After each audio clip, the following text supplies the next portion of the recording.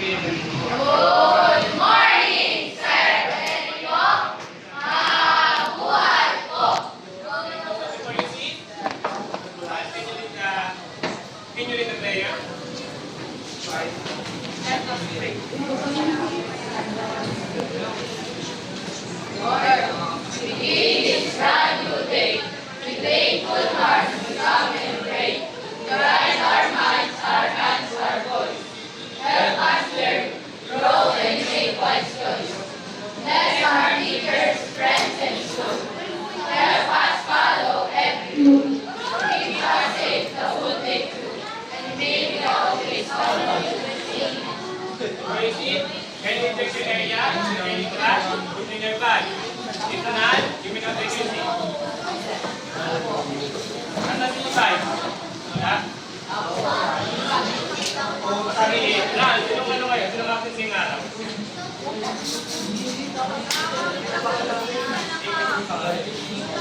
Asan kaya nga?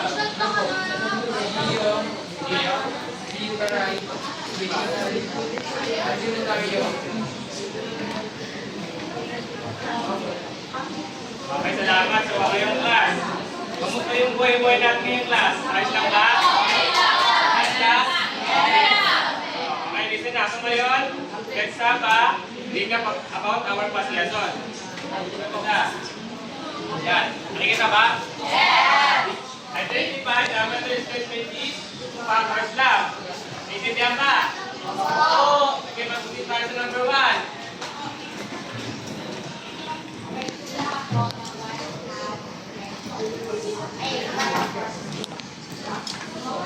Okay, number 1. Backward inclusion as defined in the Republic Act number 10654, Section 107 shall be unlawful. Is it fact or bluff? Tingnan, nasa kami ang sagot ng fact. Sagot naman ng bluff. Wala, tingnan nga natin kung tama ang sagot nyo. So, ang tamang sagot ay fact.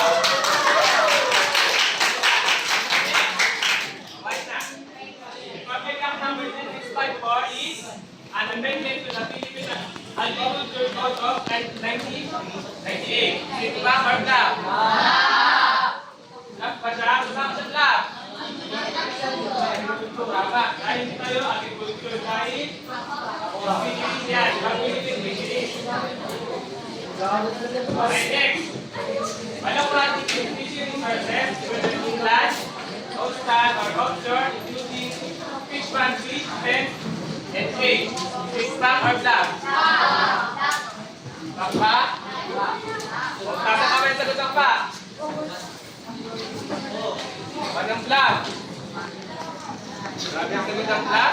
Nagyan natin kung tama ang sagot nyo. Kung tama ang sagot ay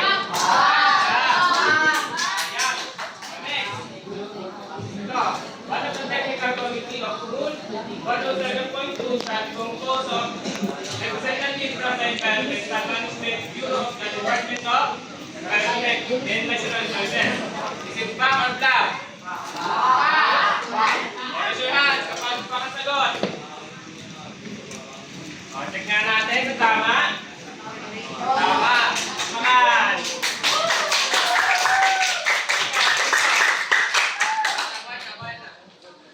Next, use capture technology encompasses the process of charging an ilang animal. Baka. Baka kamay ang bluff. Oo. So, baka sa bluff.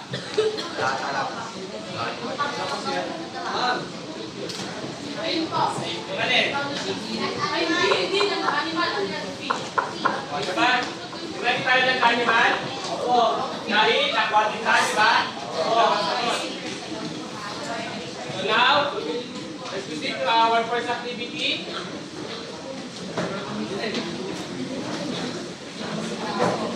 So dito na malalaman kung ano ang magiging topic natin for today. So ang tawag yan ay complete me. Here's our game mechanics. Complete the letters to form the correct word. So pakumpletuhin niyo yung words para yung letters para mabuo yung words. Naintindihan ba? Sige nga, kung sinabi kong good, sabihin nyo all goods. All goods. Okay. Are you ready? Yes! Okay, ito. Tingin nyo ano yan. Raise your hand if you want to answer. Yes. natin kung type yung sagot. Type. Tama! Next. Okay, Alex. Off. Off ba? On. Off ba? Tingnan na. On? Tingnan natin kung tama sagot ni Alex. Tama sagot ay? Off. Next. Yan, tingnan mo yan. Yes. Aside? Ano pa? Lalaki ba? Tingnan natin kung tama ang sagot niya. Tama sagot ay? Aside. Yan. Sa tingin nyo pala, sa topic natin ngayong araw. Saan kami sasagot? Yes, ma'am. So, ang topic natin for today is types of aside. So, ngayon, here's our objective. At the end of the lesson, you will be able to, sige nga, Rowan, basahin yung objective number 1. Explain hazard and the types of hazard. Differentiate hazard and their categories. And value safety by applying safe practices in my daily activities. Then, nag-move naman tayo sa vocabulary. Ito mga words na ito is dapat natin malaman at maintindihan. So, una, anthropological, who wants to lead? Yes, Ralph. Sometimes called a man-made hazard. It's a danger or harmful event caused by human effort. So, ang ibig sabihin ng anthropological is, other term lang siya na man-made hazard. It's a danger of harmful event caused by human activities. And sunod, phenomenon, who wants to lead? Yeah, naman. Jomar? Okay, Jomar. Sometimes that happen in the world that Thank you. Ang ibig sabihin ng phenomenon is, ito yung nakikita natin at na-experience. For example, ito yung sa bagay, di ba? Nakikita natin at na-experience natin. And, pamakinig. Di ba yung mga mangingisda is, madalas nila nakaka-encounter ng iba't ibang uri ng hazard. Tulad ng physical, chemical, biological, at yung anti-biological hazard. So ngayon, Mike, question ako sa inyo. Yan. What do you think the word hazard means? So ano yung sabihin ng hazard? Nasaan ka ba yung sasagot? Yes, Dave. Yan, banta sa tao. Ano pa? Yes, Ralph. hard. Hard. Hard. Ano pa? Babala. Ano pa dito? Ano? Yes, Ana. Dangerous. So, tama yung mga sagot nyo. And next, can you give example of hazard you might encounter in fishing? So, ano yung mga na-encounter ng mangingisda habang sila ay nanguhuli ng mga isda habang hilig yung araw? Sige nga, Colin. Ano? Sunburn, ano pa? Yes. Stroke, ano pa? Pagkalabon ng mata, kasama yan. What else? Oh. Hearing loss, eh, pati yan pwedeng Skin cancer. skin cancer at pwede ding panlabo ng mata. Kaya yung mga na-encounter ng mangingisda. Maintindihan ba? Oo. Goods ba? Oo. Goods. Next. What do you think is important to learn about this hazard? So bakit daw importante na alamin natin yung hazard? Anyone? Yes, Ana? Tama, to protect the environment. Ano ba? Wala na? Para din yan sa for safety. Diba? Next. Iba naman tayo sa types of hazard. Ito yung dalawang type ng hazard. Meron tayong man-made and natural. Ang ibig sabihin ng man-made ay gawa ng tao. Then, ang natural ay gawa naman ng kalikasan. Sige nga, yung makapagbigay ng pinagkaiba ng man-made and natural, nasa kamay. Pinagkaiba ng man-made and natural. Yes, Colin. Pinagkaiba ng man-made and natural. Tama. Kung sa natural. Wala kalikasan.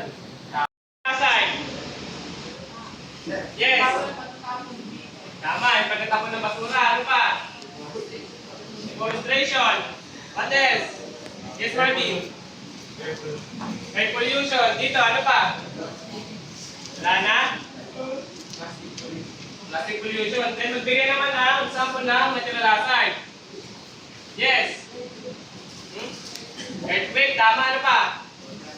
Organic corruption. Dito. Tornado. Tama. Tama. Pwede. Ano pa? Landslide. Yes. O, tsunami. O, so ngayon, alam niyo na yung 2 types of hazard. Naintindihan ba? Which ba? Okay.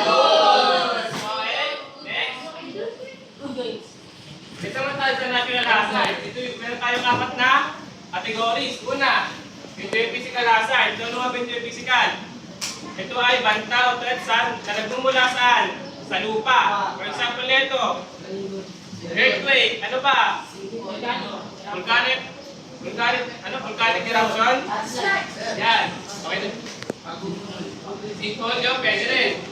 So, naiintindihan niyo yung physical hazard? Thumbs up nga kung naiintindihan? Very good. So, next. Meteorological hazard. So, ano ba ibig sabihin yan? Ito naman ay banta na nagmumula saan? Sa hangin, atmosphere, or weather. Yan, sa kalangitan. So, bigyan nga na example ng hazard yan. Tornado, ano pa? Bagyo, cyclone. Sandstorm. Buhangin. Pwede, ano pa? Buhawi, tornado, ano pa? Typhoon. Cyclone. Tsunami. Okay, naiintindihan na yung video? Okay. Next naman ay hydro hazard. Hydro means water. Dahil dyan, o banta siya na nagbunga ng tubig. Sige nga, example. Tsunami, ano pa? Whirlpool. Ipo, samit ko siya. Ipo. Pwede. O, plan. O, may dito na hydro. Gusto ba? Next. Biological hazard. Bio means life or living organism. Ito yung mga bacteria. Ano pa? Fungi. Virus. Diba? Yung example nito is no COVID-19. Nagkaroon ng virus kaya nagkaroon din ng pandemic. Yan. Lahat ng mga maisakit is naka-isolated, di ba? Iniwalay sila. So ngayon, naiintindihan na yung ano. 4 na magkaisulit na yung hazard. Okay, next. Ito, makinig mo na. Dahil aquaculture tayo, mag-focus lang tayo sa hydrological. Next. Types of hazard in fisheries. Meron tayong cyclone, flood, drought, tsunami, and El-Nino. So, isa-isayin natin yan. Yung muna ay cyclone. So, ano ba yung cyclone? Sino ba may gawa ng cyclone? Tama, kalikasan na may gawa ng cyclone na yan. So, nabumuo yung cyclone sa dagat, sa may init na lugar. Kapag nag-ibab yung tubig, magiging ulap siya. Kung nag-ibab, then pag bumaba yung hangin, yan na nabubuo yung cyclone na tumatama sa ating iba't ibang bansa. Yan. Next. Flood. Ano ba yung flood? So, paano tayo nagkakaroon ng baha? Asa nga ba yung sasagot? Yes. O, sino may gawa? Di ba maraming dasay? Ano ba? Magdasang tubig. Ano ba? Sila ng ilog? Ano ba? Ano ba? Kasira ng dam. Kasira ng dam. Siyempre din siya. Sa kalikasan din siya dahil sa sobrang lakas ng ulan. Nagkakaroon ng baha. Ghost project. O next, drought. Ano yung drought? Ngayon, sabihin niyo pa rin yung nangyayari. Yung drought. Okay, example na ito. Sa Bataan, makinig. Sa Bataan, sa isang area. Sobrang init, tapos hindi umuulan. So, ano pwede mangyari? Siyempre, magkakaroon ng tagtuyot. Yan. Tama. Didiligan. Next, tsunami. Kasi saan ang galing yung tsunami niya? Saan? Dagat, diba? Saan nabubuo yung tsunami? Kasi yan, ito ba ito answer? Kapag naglinto sa ilalim ng dagat, ano ba? Ang tawag doon? Visualization?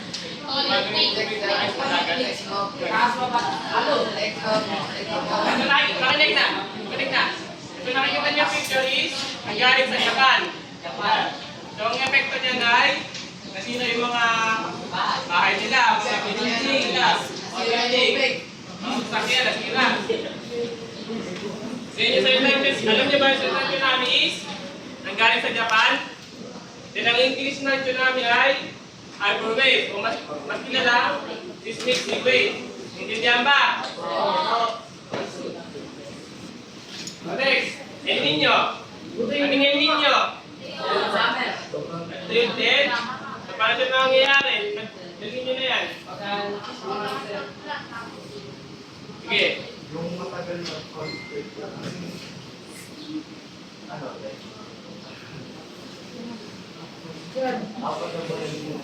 Ha? Tama, pwede. Nangyayari kayo ninyo rin kapag sa Pacific Ocean. Kapag nagkaroon ng abnormal weather condition sa Pacific Ocean. Then kapag yung hangin na yun, pag tumama sa tropical countries, sa mainit na bansa, tulad ng Pilipinas, ang epekto sa atin ay El Niño. O kung Pilipinas nakakaramdam ng tagtuyot, tag-init yan. Then kapag yung hangin naman ay tumama sa lamig na lugar tulad ng Japan, Amerika, yung epekto sa kanila is tag-ulan. So ang tawag doon ay La Niña. Naintindihan na ba? Oo. Thumbs up nga, naintindihan? Ay. So ngayon, wala bang tanong? So dahil walang tanong, magpunta tayo sa ating quiz bee challenge. So ito ang ating game mechanics. I will give you placards that have 4 categories. Then I will dictate different types of natural hazard. We are going to categorize each whether it's physical, meteorological, hydrological, and biological. So ngayon, I will group you into 4. So magbibilang ako mula sa likod. 1, 2, 3, 4, 1, 2, 3, 4, 1, 2, 3, 4, 1, 2, 3, 4, 1, 2, 3, 4, 1, 2, 3, 4, 1. So ngayon lahat ng number 1 is lumipat dito. Lahat ng number 1, tayo. Sige na tayo, nakita tayo 1. Tayo number 2, dito yung number 2. Number 3, number 4, dito. Lipat, faster.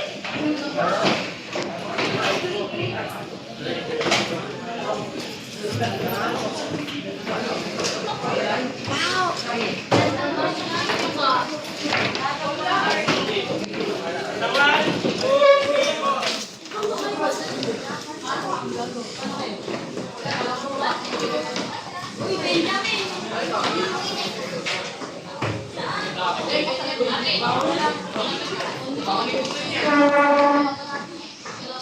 Hindi na masama ang grupo. Makinig. Makinig. So bawat grupo dapat merong isang leader. Yan, leader ha. Then yung leader na yun is, sulat niya yung mga members sa one portion of paper then para sa akin. Intindihan ba? Yung leader niyo. Yung leader niyo.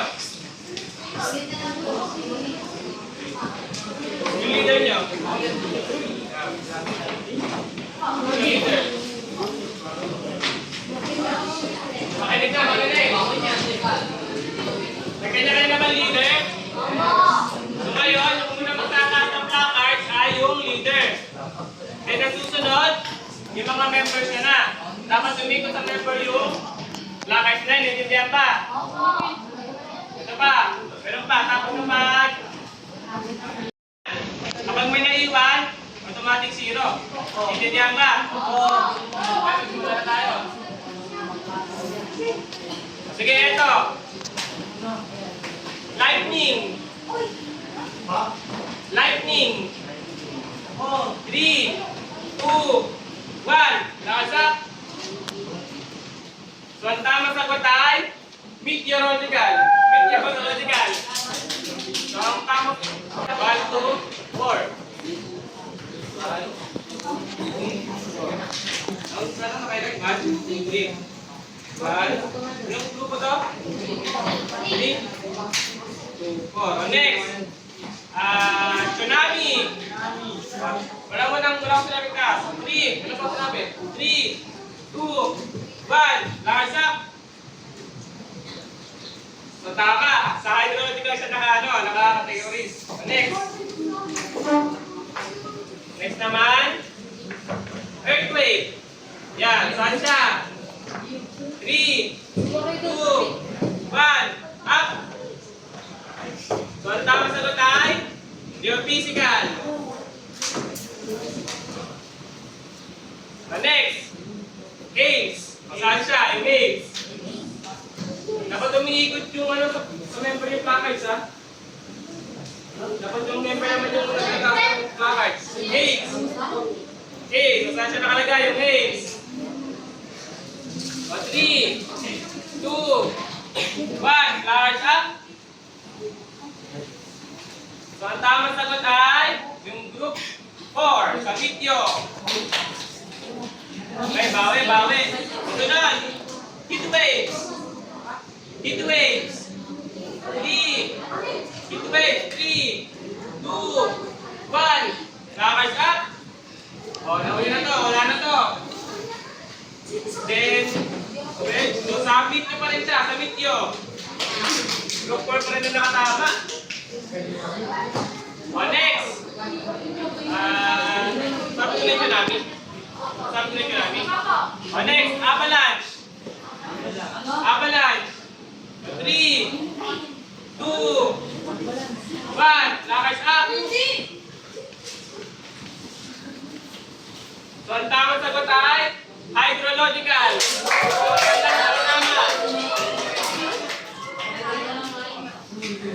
Next. Ito. Erosion. 3, 2, 1. Lakas up. So, ang tamang sagot ay geophysical.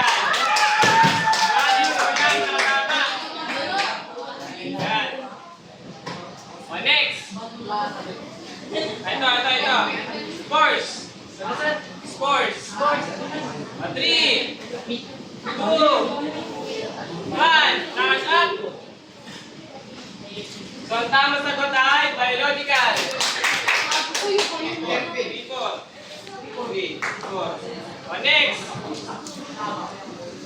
Next naman ay drought. 3, 2. So, ang tamang sagot ay sa hydrological siya. Wala nakatama. Ganito yun. Diba nagkakaroon tagtuit sa tubig? Next. Volcanic eruption. 3, 2, 1. Lakas up. So, ang tamang sagot ay geophysical. Next na. Ito lang. Pathogenic microorganisms. 3, 2, 1. Lawali na. Wala na to. Tamang sagot tayo, biological.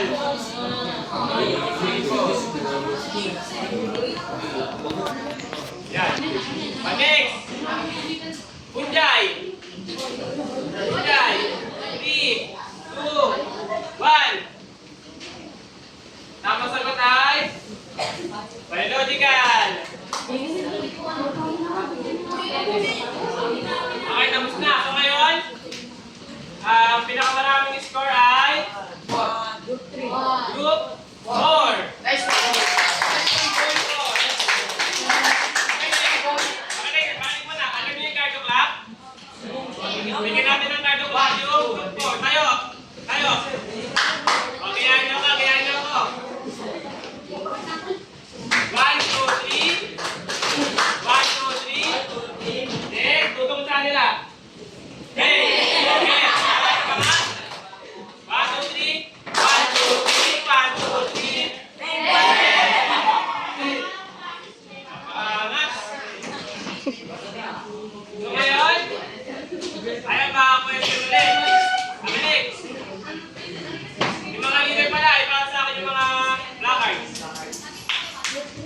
Pati yung backboard.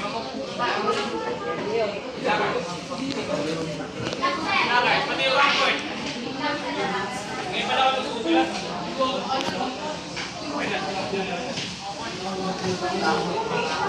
Sige ba? Yung lakay. Saan na? Uy, ako ni Marvin. Hindi ako rin eh. So ngayon, meron din ako ang question sa inyo lahat. Ito ang una. What should you do if the storm or typhoon is coming? So ano ang mga pag-aanda na gagawin nyo kapag paparating na yung bagyo or typhoon? Sige ka, ikaw? Pag-aanda na? Tama. Ano ba? Pagkagaling mo po para hindi makalas, ba? Ano pa? First aid kit. Dapat magdala ng first aid kit. Ano ba? Ha? Bigas. Ano pa? Clean. O, dapat dalhin yung mga documents na kailangan. Yes. Ha? Go back. Ano pa? Ana? Wala na? Mahilig sa balita? Paano pag walang kuryente? Paano pag sira yung radyo? Ano pa? Evacuate. Tatama yung mga pa. Tatama yung mga sagot nyo. Next! How can you help prevent climate hazard in your community? So pagawin makakatulong para mabawasan yung climate hazard sa ating community. Nga, ikaw nga.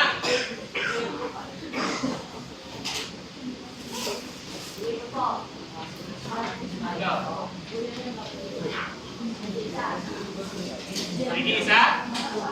Tree planting? O, tama sa pagkatanim. Yes.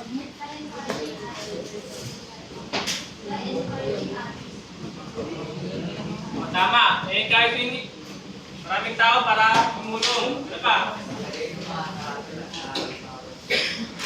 Maglagay ng karatula dito. Ano pa? Dito. Yes.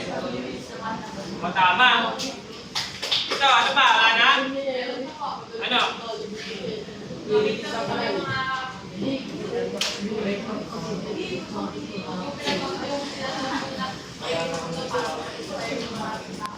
Yes, yung kaya. O, tama yung mga sagot nyo. Then para ano ba? Smoking. Tama. Then makinig. Then para maprotektahan ang ating aquatic environment. Naiintindihan ba? Good ba? So ngayon, maglabas ng 1/4 sheet of paper. Maglabas. Hindi. Individual yan. Individual. 1/4 sheet of paper.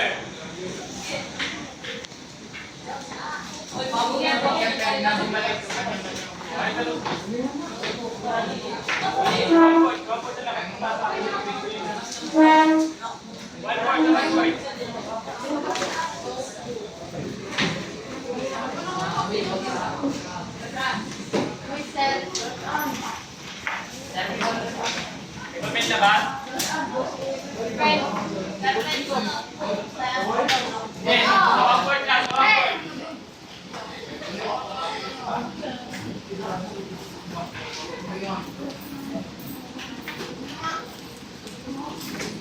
May awkward na ba?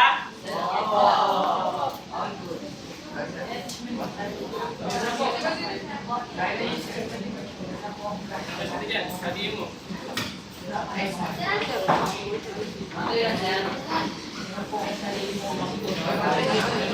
So ngayon, it's our assessment. Identify the correct answer. Multiple choice lang yan. Yung gagawin sa papel nyo, write your name, section, and date. Intindihan ba? So ngayon, ang sagot ng tahimik. Hindi na ba? Sagot ng tahimik. Sabihan mo wala. Bye.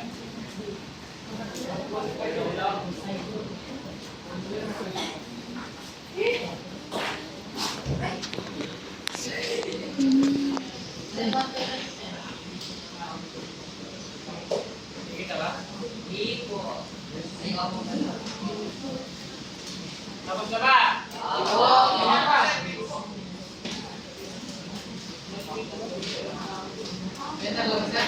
Sandali lang. Next na.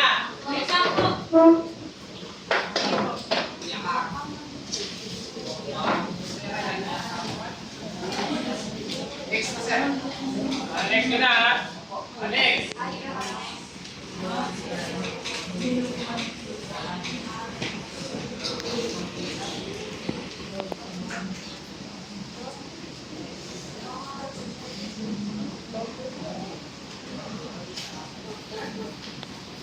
Hindi mo magulo dyan. Juan.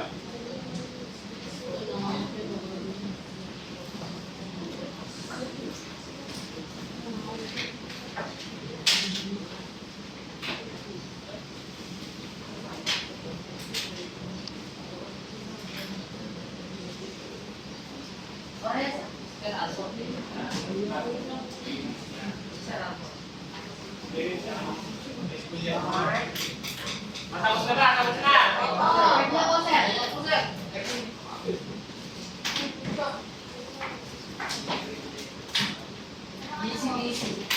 Okay, next.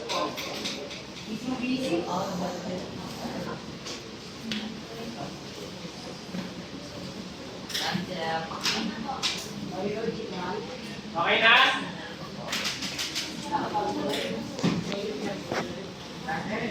Okay na ba? Okay to, makinig.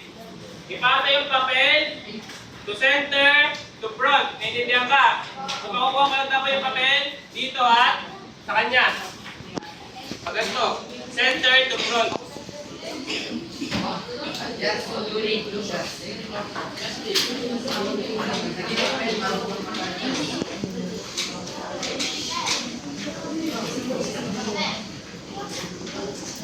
Center to front, diba sa kanya bang gagawin?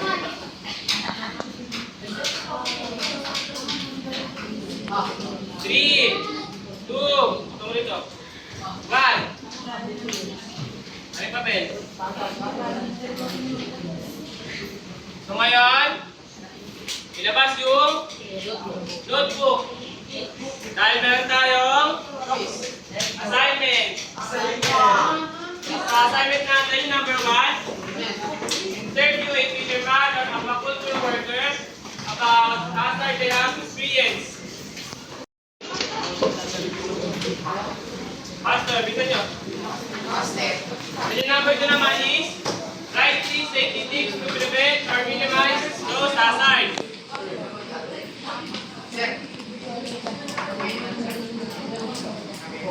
Sabihin natin sa notebook. Kung dapat bukas, meron na kayong sagot. Napasa niyo yung bukas sa akin. Nagkakaintindihan ba? Goods ba? Goods. Ano lipat ba? Okay naman.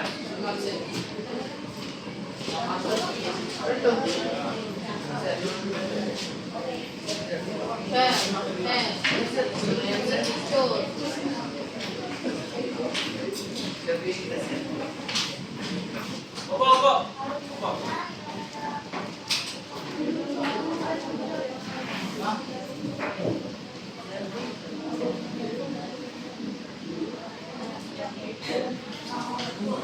Tapos na? Hintayin nyo.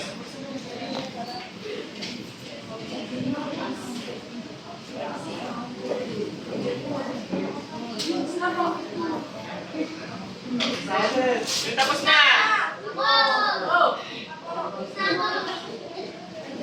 Tayo tapos na? Ating lesson. So, I hope you learn a lot from our discussion. So, that's for all today.